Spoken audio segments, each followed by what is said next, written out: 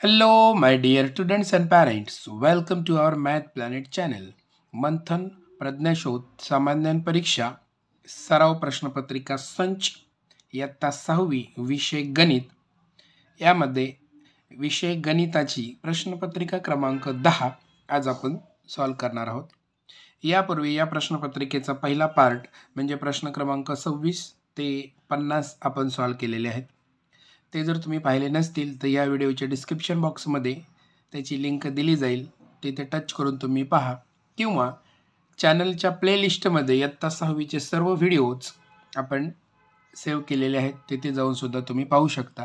चला तर सुरुवात करूया. प्रश्नपत्रिका क्रमांक 10 प्रश्न क्रमांक 51 ते 75. पाय ते पहिला प्रश्न आहे. 10 माणसे 25 खड्डे 20 दिवसात खोदतात, तर 20 माणसे 10 दिवसात किती खड्डे खोदतील? अशा प्रकारचा प्रश्न जर आला तर काय करायचं? हे बघा, 10 माणसे 25 खड्डे 20 दिवसात खोदतात.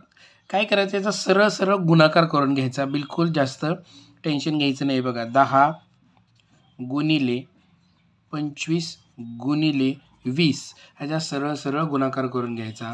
ही पहिली टर्म आणि दुसऱ्या टर्मला बरोबरचं चिन्ह द्यायचं आणि जे काही दुसऱ्या संख्या दिलेल्या आहेत त्यांचा गुणाकार फक्त पुढे मांडायचा.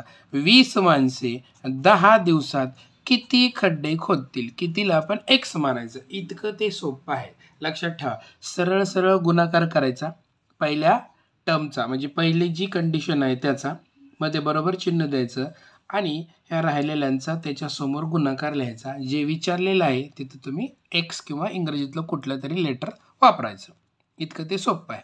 आता काय करायचं बघा, 10 गुणिले 25 गुणिले 20 ही संपूर्ण टर्म इकडे जाऊन भागिले होईल 20 गुणिले 10 बरोबर एक्स.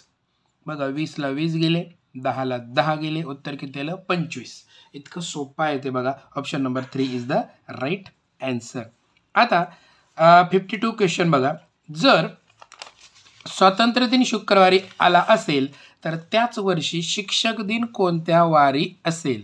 आता एक लक्षात ठेवा, 1 ऑगस्ट, 15 ऑगस्ट हे 1 ऑगस्ट, 15 ऑगस्ट, शिक्षक दिन आणि बालदिन हे एकाच वारी येतात, हे तुम्ही लक्षात ठेवायचं आहे. तर स्वातंत्र्य दिन आणि शिक्षक दिन हे एकाच वारी येतात, त्याच्यामुळे ह्याचं उत्तर शुक्रवारीच आहे. बघा, स्वातंत्र्य दिन शुक्रवारी असेल तर शिक्षक दिन सुद्धा शुक्रवारीच असेल. Option number 1 is the right answer. लक्षात ठेवा, मी काय सांगितलं ते 1 ऑगस्ट, 15 ऑगस्ट, शिक्षक दिन आणि बालदिन म्हणजे 14 नोव्हेंबर ह्या गोष्टी तुम्ही कॅलेंडरमध्ये बघा, एकाच वारी येतात. बघा, 53, a is equal to 2, b is equal to -3, c is equal to -1, तर 2 into a plus c minus 2b is equal to किती? म्हणजे a ची किंमत दिलेली आहे, b ची दिलेली आहे, c ची दिलेली आहे, हे आपल्याला सोडवायचं आहे. खूप सोपं आहे. आपला पदावली हा जो स्वाध्याय आहे तो मी नुकताच पाठवलेला आहे, तो तुम्ही पहा. त्याच्यामध्ये अशा पद्धतीची उदाहरणे आहेत. बघा, काय करायचं आहे, फक्त ए बी सीच्या जागेवर त्यांची किमती टाकायच्या आहेत. इतकं सोपं आहे. ए ची किंमत आहे 2, सी ची किंमत आहे -1. त्याच्यामुळं तुम्ही इथं डायरेक्ट -1 लिहिलं तरी चालणार आहे, कारण इथं अधिक वजा शेवटी वजाच होणार आहे. -2 गुणिले हे बी ची किंमत किती आहे? -3. ठीक आहे. आता काय करायचं, आधी आपल्याला कंस सोडवायचा असतो. 2 इथे गुणाकाराचं चिन्ह असतं. 2 गुणिले 2 - 1 किती होणार? 1. आणि हे 2 गुणिले 3 किती येणार? 6 येणार. आणि जर दोनदा वजाबाकीचं चिन्ह असेल तर ते बेरीज होते, म्हणून इथे किती येणार आहे?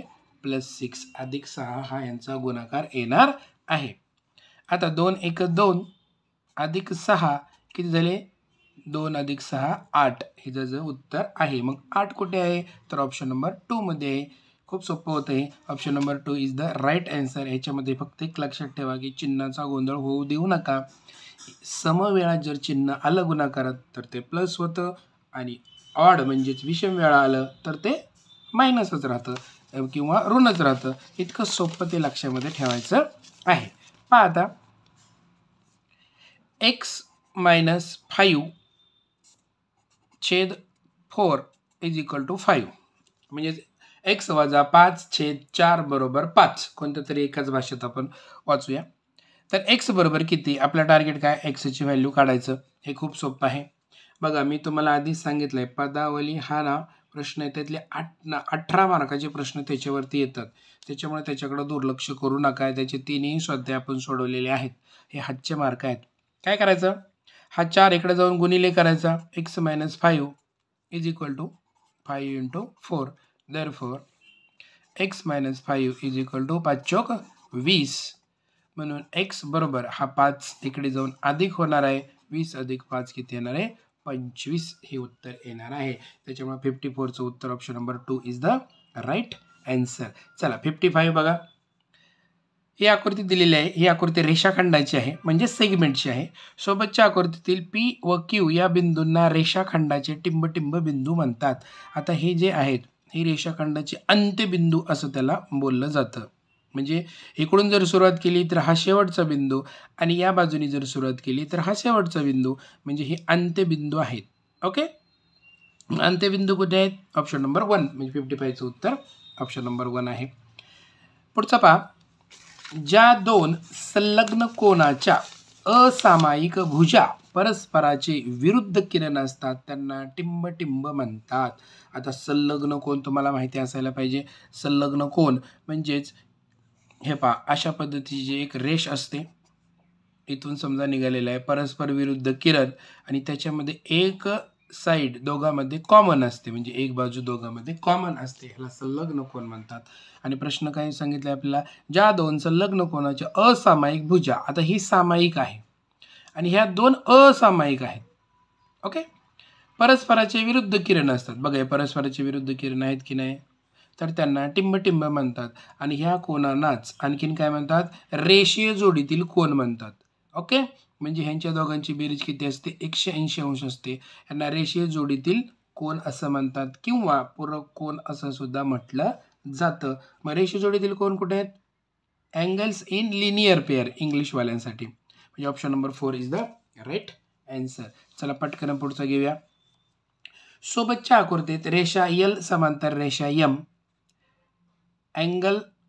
Major of angle x is equal to किती? आता आपल्याला काय करायचं? ह्या एक्सची व्हॅल्यू काढायची आहे. इथं तुम्ही नाही काय करायचं? ह्याच्यावर आधारित स्वाध्याय मी लवकरच शेअर करतो. परंतु तुम्हाला इथं सांगतो बऱ्याच मुलांनी कमेंट केलेलीच नाही त्याच्यामुळं तो सोपा जात असेल असं मी समजून त्याच्यावर काय फोकस केलेला नाही. जर त्याच्यावर आधारित पाहिजे असेल तर तुम्ही कमेंट करा. लगेच आपण तो स्वाध्याय टाकूया. बघा इथं दिलेलं आहे 45 आणि इथं विचारलेलं आपल्याला एक्सची व्हॅल्यू विचारलेली आहे. काय करायचं तुम्ही? फक्त इथं नंबरिंग करायचं. इथं 1 2 3 4. ओके. जसं वरती नंबरिंग केलंय तसंच खाली करायचं. 1 2 3 4. ओके. समजलं? काय प्रॉब्लेम? काहीच नसावा. आता 2 नंबरला किती आहे? इथं 45 आहे. ओके. मग इथं पण 2 नंबरला 45 येणार आहे. इतकं ते सोपं आहे. आणि या 45च्या ॲपोजिट हे जे एकमेकाचे कोन आहेत ते परस्पर विरुद्ध कोन असतात म्हणजेच ॲपोजिट अँगल असतात. आणि ॲपोजिट अँगल हे कॉन्ग्रुएंट म्हणजे एकरूप असतात. हा जर 45 असेल तर हा पण 45 असेल. बघा 2 नंबरचा आणि 4 नंबरचा सारखा झाला. मग हा इकडे पण 2 नंबरचा आणि 4 नंबरचा सारखा होणार आहे. हा 45 असेल तर हा पण 45 असेल. म्हणजेच त्याचं उत्तर काय असेल? 45. Option number 2 is the right answer. व्यवस्थित समजून घेतलं ना गणित काही अवघड नाही. बिलकुल काय घाबरायचं नाही. जो प्रश्न अडेल तो प्रश्न पटपट कमेंट बॉक्समध्ये टाईप करायचा आणि पाठवून द्यायचं. आपण त्याचा लगेच उत्तर तुम्हाला सांगून देऊ. 2 समांतर रेषांना छेदिकेने छेदले असता खालीलपैकी कोणते कोन परस्परांचे पूरक कोन होतात?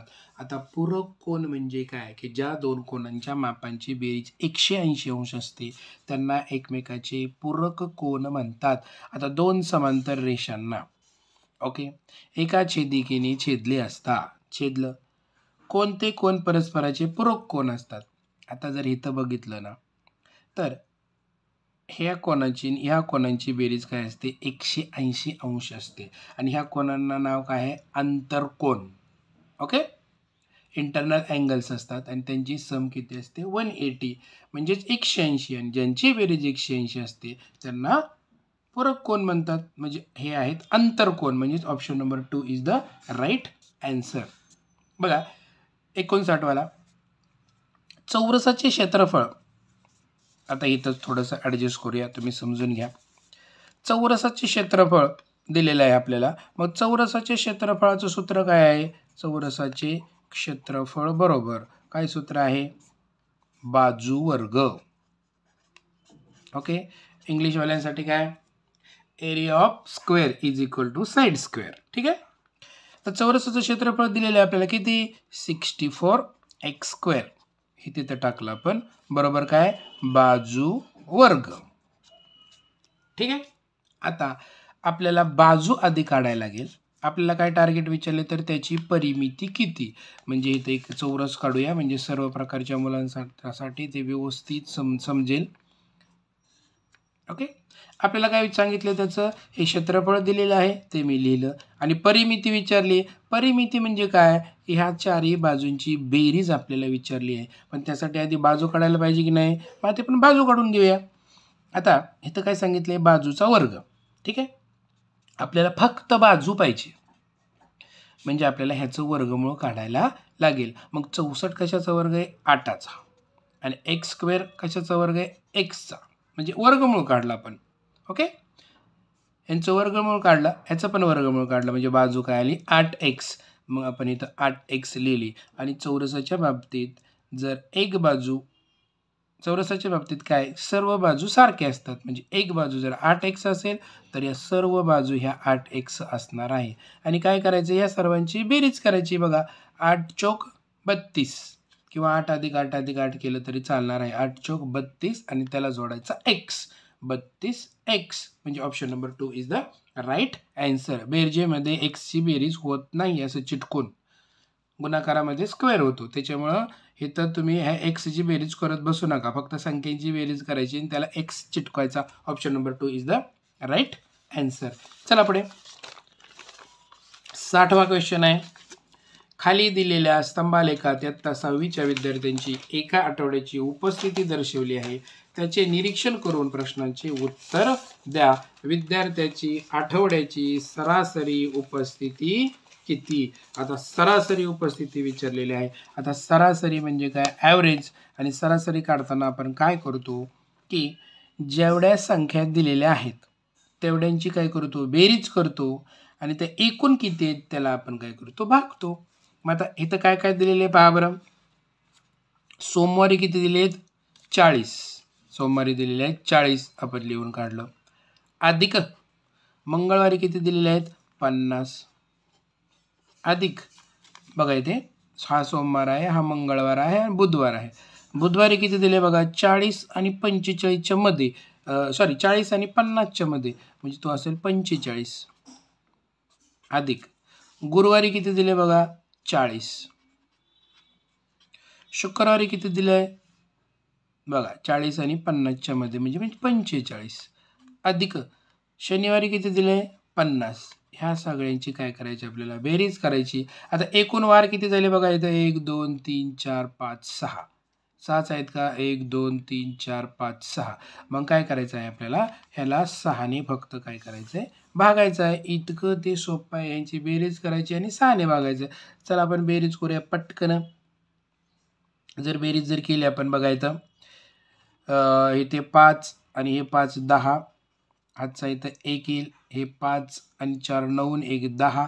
10 आणि 8 हे झाले 18. 18 आणि 5 23. 23 आणि 4 27. 270 झालेले आहे. त्याला जर आपण 6ने जर भागलं तर किती उत्तर येणार आहे बघा? 6 1 6 आणि 27ला कितीचा भाग जाईल? 6 चौक 24. खाली राहिले 3 झाले 30. 6 पंचे 30 म्हणजे 45 ही त्याची सरासरी आली आहे. Option number 2 is the right answer. हे अतिशय हातचे मार्क आहेत. बिलकुल याच्या अशा पद्धतीच्या प्रश्नांचे मार्क घालवायचे नाही आहेत. चला आपण 61वा प्रश्न पाहूया. पहा इथे 61वा प्रश्न आहे. बँकेत नवीन खाते उघडण्यासाठी ओळखीचा पुरावा म्हणून कोणती कागदपत्रे आवश्यक असतात? आता हा खूपच सोपा प्रश्न आहे. Aadhaar card, passport, telephone bill, ration card. Ration card कधी मागत नाहीत बँकेत, टेलिफोन बिल पण कधी मागत नाहीत. आधार कार्ड हे तुम्हाला ओळखीचा पुरावा म्हणून मागितला जातो. पासपोर्ट हा तुमचा आयडेंटिटी प्रूफ म्हणून मागितला जातो. त्याच्यामुळे आधार कार्ड आणि पासपोर्ट हे ऑप्शन नंबर 1 आणि 2 तेही त्याचं उत्तर आहे, कारण 2 अचूक पर्याय आपल्याला निवडायचे होते. पुढचं बघा, 0 अंश मापाच्या कोनाला कोणता कोन म्हणतात? आता 0 अंश मापाच्या कोनाला शून्य कोन असंच म्हणतात, त्याच्यामुळे तिथे जास्त डोकं लावायची गरज नाही. Option number 3 is the right answer. 63 बघा, काय करायचं आपल्याला? वजाबाकी करायची आहे फक्त. ती पटकन करून टाकूया आपण. 210.06 वजा 100.6 काय करायचे? पॉईंट नंतरची संख्या आपण लगेच मांडतो. इथं काहीच नाही म्हणून आपण ॲडजस्टमेंटसाठी 0 दिला. 6तून 0 गेलं 6, इथं 10तून 6 गेले 4, हातचाला 1, 10तून 1 गेला 9, हातचाला 1. ओके, 1तून 1 गेला 0, 2तून 1 गेला 1, 109.46. मग ते कुठे? ऑप्शन नंबर 1 मध्ये. 63चं उत्तर option number 1 is the right answer. पुढचा जो प्रश्न आहे पहा ते, तो आपण इथेच ॲडजस्ट करूया. 9750 या संख्येला खालीलपैकी कोणत्या गटातील सर्व संख्येनी निशेष भाग जातो? चला पटपट बघूया आपण. आता तुम्हाला कसोट्या माहिती पाहिजे, 6वीला आहात त्याच्यामुळे कसोट्या ऑलरेडी तुम्हाला माहिती असेल. डिव्हिजिबिलिटी टेस्ट, 2ची कसोटी, 3ची, 5ची, 10ची अशा पद्धतीने. चला, तर इथं काय दिलेलं आहे? 2, 2, 3, 5, 10. तर पटपट बघूया. ज्या संख्येच्या एकक स्थानी 0 असतो त्याला 10ने पूर्ण भाग जातो आणि 5ने पण पूर्ण भाग जातो, त्याच्यामुळे हे दोन्ही पण लागू पडतात. आणि 2ने सुद्धा भाग जातो. ठीक आहे, म्हणजे 2, 5, 10 हे तर झाले. राहिला 3. 3ची कसोटी काय सांगते की अंकांची बेरीज करा आणि ती जर 3च्या पटीत असेल तर त्याला 3ने भाग जातो. चला बेरीज करूया आपण. 9 आणि 7 16, 16 आणि 5 21. उत्तर किती आलेलं? 21. 3च्या पाड्यामध्ये 21 आहेत, त्याच्यामुळं 3ने ह्या पूर्ण संख्येला भाग जाईल. त्याच्यामुळं पहिला ऑप्शनच आपल्याला पटकन भेटलेला आहे, तोच त्याचं उत्तर आहे. पुढे जाण्याची काही गरज नाही आहे. Option number 1 is the right answer. पुढे पहा, 3 to *6 या संख्येत स्टारच्या जागी कोणता अंक घेतल्यास ती संख्या 4ने विभाज्य होणार नाही.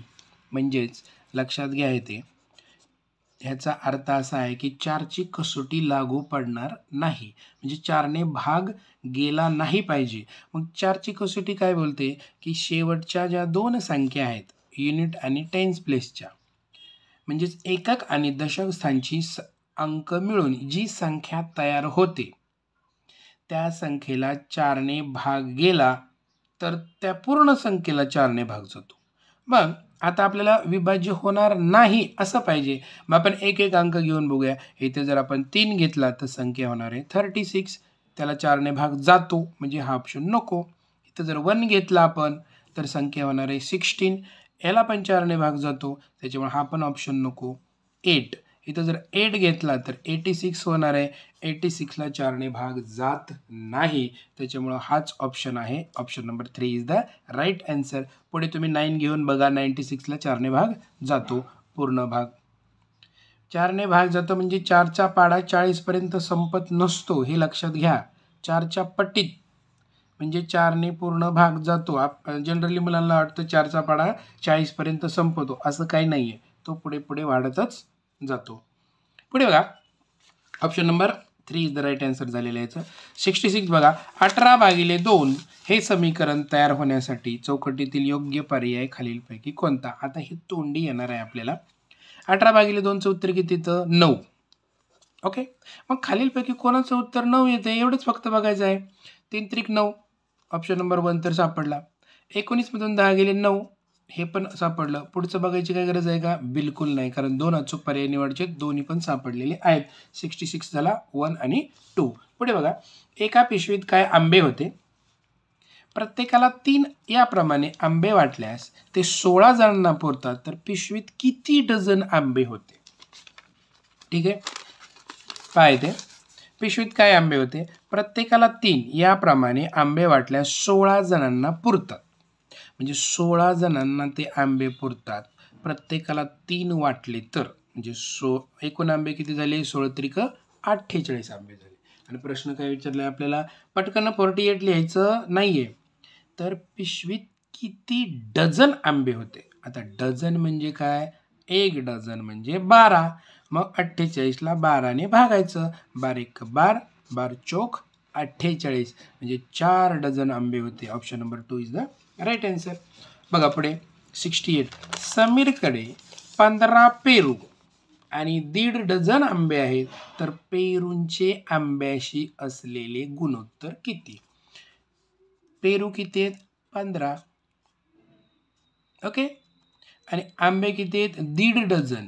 1.5 डझन. ओके. म्हणजे असं 1 डझन म्हणजे किती? 12. ओके.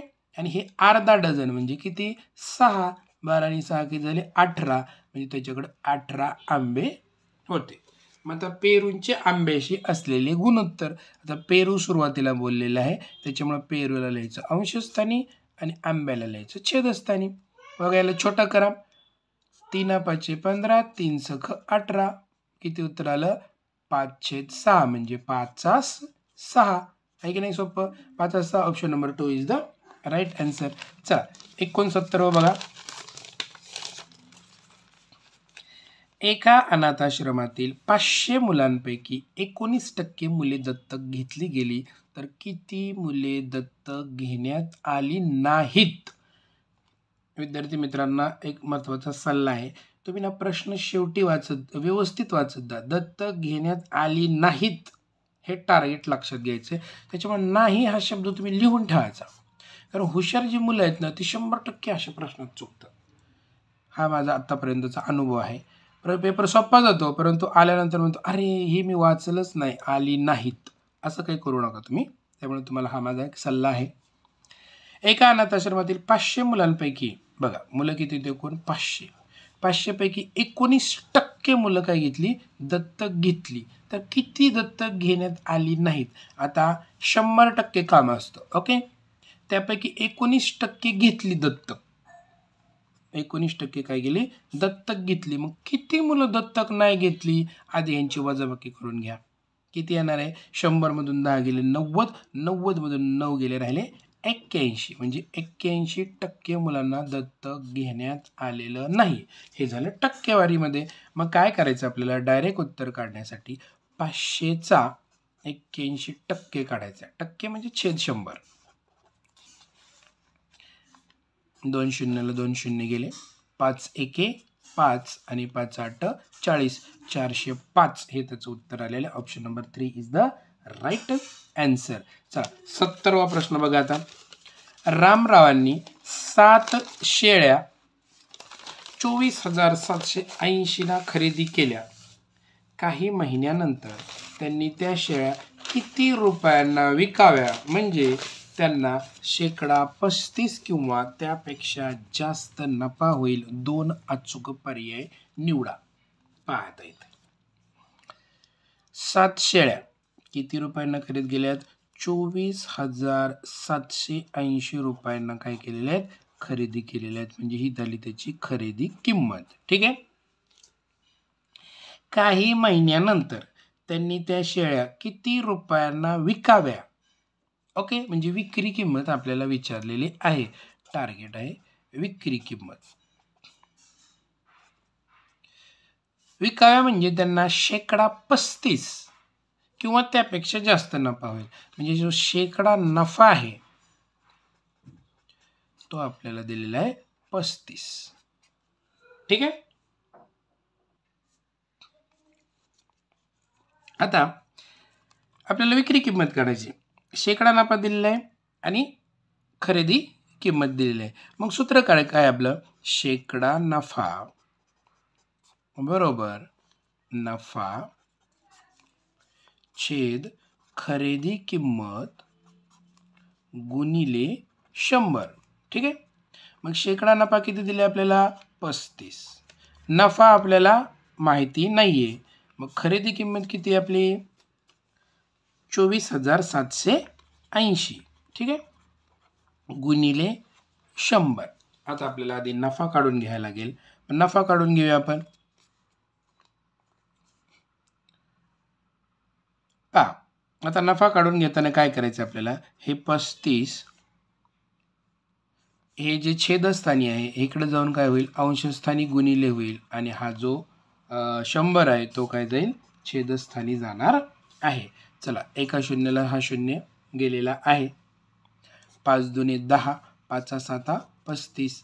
पुन्हा याला 2 ने भागूया. बे 1 बे, इकडे बे 1 बे, बे दुने 4, येथे पहा बे त्रिक 6, खाली राहिला 1, झाले 18 आणि 92 18 म्हणजे 1239. 1239 गुणिले 7. चला आपण गुणाकार करून घ्या. 1239 गुणिले 7, ह्याचा जर गुणाकार आपण केला तर 7 9 63, 7 7, 7 21 आणि 6 27, 7 2 आणि हे 12 84 नि 2 86. तुम्ही तुमच्या पद्धतीने गुणाकार करा. गुणाकार आलेला आहे 8673. 8673 हा काय आलेला आहे, आपला नफा आलेला आहे. ठीक आहे. आता आपल्याला काय विचारलंय, विक्री किंमत. मग आपण सूत्र लिहायचं, नफा बरोबर विक्री वजा खरेदी किंमत. मग हे नफ्याचं सूत्र असतं. ठीक आहे.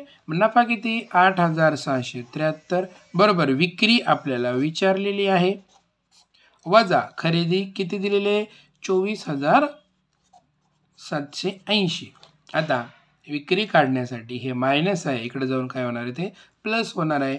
मग आपल्याला काय करायचं आहे, 24,780 मध्ये काय करूया आपण, डायरेक्ट इथं 8673 मिळवूया. म्हणजे काय होणार आहे, विक्री येणार आहे. हे पहा मी इकडे जाऊन हे प्लस होणार आहे, हे लक्षात घ्या, गोंधळ करू नका.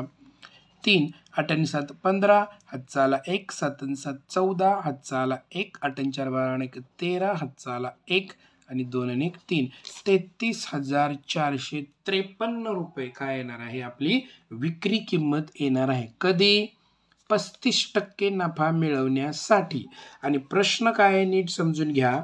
प्रश्न आहे की 35% किंवा त्यापेक्षा जास्त नफा होईल. आपलं उत्तर किती आलेलं पहा, उत्तर मी इथं वरती लिहितो, 33,453.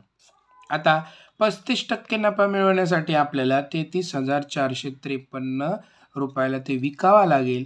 पण ते बोलतात की 35% किंवा त्यापेक्षा जास्त नफा. आता जास्त नफा व्हायचा असेल तर 33,453 पेक्षा आपल्याला जास्तच किमतीला विकायला लागेल. मग 33,453 पेक्षा मोठ्या संख्या आपल्याला शोधायचं आहेत. बघा 33,500 ही मोठी आहे, 33,100 ही याच्यापेक्षा छोटी आहे, 33,800 ही याच्यापेक्षा मोठी आहे आणि 33,000 ही याच्यापेक्षा छोटे आहेत. म्हणजे मोठ्या कोणत्या आहेत, हा ऑप्शन नंबर 1 आणि ऑप्शन नंबर 3. त्याच्यामुळे 70चं उत्तर ऑप्शन नंबर 1 आणि option number 3 is the right answer. व्यवस्थित समजून घ्या. प्रश्न थोडासा मोठा होता परंतु खूप सोपा होता. बघा 71चा, त्रिकोण PQR मध्ये मेजर ऑफ अँगल P बरोबर 70 अंश, मेजर ऑफ अँगल Q बरोबर 55 अंश, तर मेजर ऑफ अँगल R बरोबर किती. हा प्रश्न तुम्ही सोडवायचा आहे कारण खूपच सोपा आहे हा. हे पहा मी तुम्हाला एक क्ल्यू देतो. PQR, P ची किंमत किती आहे, P ची व्हॅल्यू आहे 70 डिग्री, Mचं माप Qचं माप किती आहे 55 आहे आणि आपल्याला Rचं माप विचारलेलं आहे.